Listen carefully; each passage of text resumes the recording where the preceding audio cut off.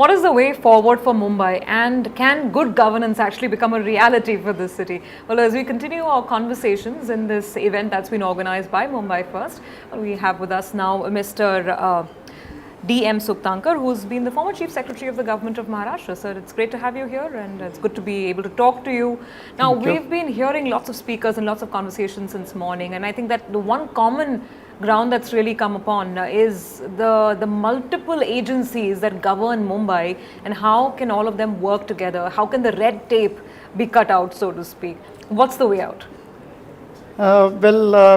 Difficult to really point out what the way out is, but the problem is real, and that problem arises because there are agencies at various levels. You know, we have the central government or Government of India agencies, the railways, the major port, the airport. These are all within the jurisdiction of the Government of India or the federal government.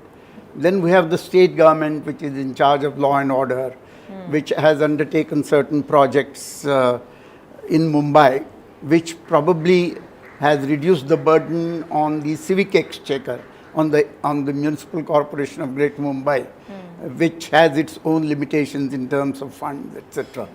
So there are, as a result of this hierarchy of agencies, how do they work in a sort of coherent manner is a big challenge. And that is what actually has led to the creation of MMRDA. But are some of these agencies, are they not perhaps a little redundant, given the multiplicity of work that's going on and the different, sort of departments that are involved? Actually, I would put it this way, that if they were to be performing the same kinds of functions, then really the question of overlap arises. For example, we have the PWD doing roads, state PWD. We have also the Municipal Corporation doing roads. Yes. We have also the Maharashtra State Road Development Corporation doing the roads. Of course, they are doing as contractors or agents of either the central government or the municipal government. But nevertheless, when all these agencies are working at the local field level, many times if there is flooding, one will point a finger at the other and so on and so forth. So that kind of thing really creates problems where there is a multiplicity of agencies trying to do and provide the same kind of service. And there I think this multiplicity to an extent can be avoided. And personally, if you ask me, I would rather depend upon the local government, that is the municipal corporation, to perform all these functions. But maybe for political reasons or, MMRDA it's something which is directly under the state government. And therefore, a party in power at the state government doesn't want the credit to go to the corporation where some other party is in power. So, barring those kinds of problems, I think where the same kinds of functions are being performed by different agencies, that certainly gives a feeling of redundancy.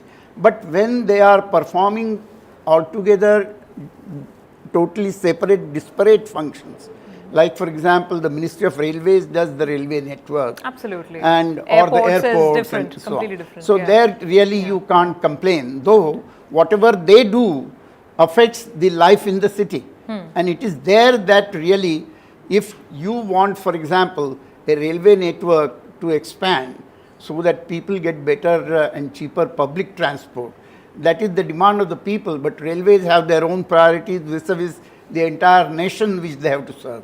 So there it is that the problems seem to arise. Sure. Well, also what one has heard today are several new concepts and ideas, a coastal ring road of sorts, building a new airport on a reclaimed island instead of, grappling with land issues, etc. Yeah. Now, these are all wonderful ideas. Many of them are coming from Europe for sure. How feasible are they in the Mumbai context? I think there is a need to think out of box like that.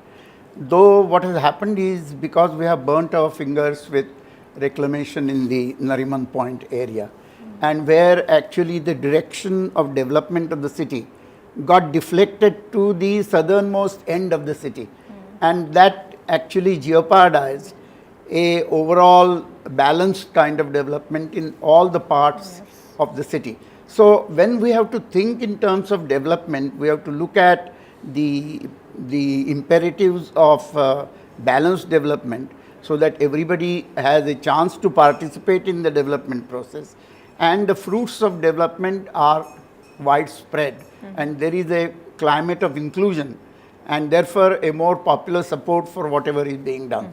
And I think whether it is land reclamation, and technology has changed. Once upon a time, even for reclamation of land, you would take years, and what effects it would have on some other areas where the waters might get deflected. Now, these are the kinds of things which can now be studied. Yes. You can have simulation of the kind of problems which may be faced. And therefore, today, for example, there was a very good presentation in building with nature. Yes.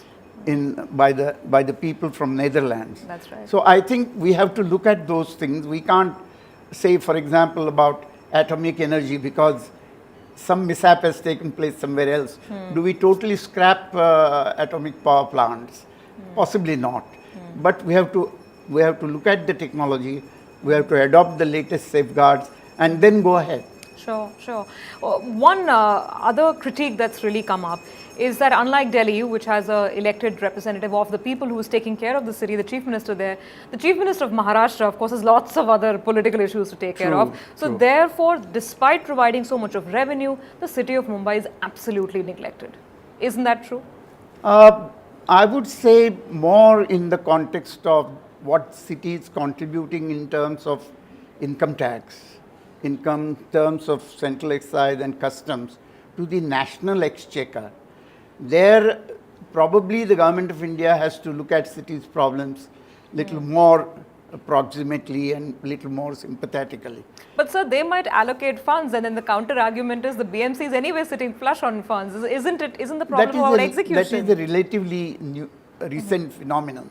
When I was municipal commissioner 25 years back, I know that we used to go from one financial crisis to another. And lately, of course, there are two changes which have taken place. One is that more and more multilateral and other agencies are the funds that they can provide are more accessible. Similarly, the government of India has changed its policy. Earlier, the rural development and development of villages used to take practically the entire precedence in the allocation of resources. Now the central government has realized that urbanization is rapidly progressing, and therefore you can't neglect your cities. Cities contribute largest to the growth in terms of growth rate of the national domestic product. And therefore, if you look after your cities, you can ensure that they act as engines of growth, and your entire economy, development of the economy picks up.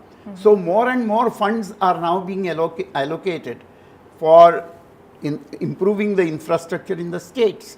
The Jawaharlal Nehru National Urban Renewal Mission, which allocated more than 45,000 crores of rupees, of course, for the entire nation. Across the country, but Mumbai could take advantage of that, and for its stormwater drainage projects, for its transport projects, etc., that money became available. But I remember that when I was municipal commissioner, I'm not crying about that, but not a single rupee could come from the central government. So it's very clear that at least now the problem is not so much about finance. Not so much of funds at all. It's more about how we move forward. Yeah, so and now another thing which has happened is we have this concept of public-private partnerships. Yes. You know, these new financial, what shall we say, instruments are being developed where access to private capital is there, though the actual implementation of projects is both on a public-private partnership kind of thing.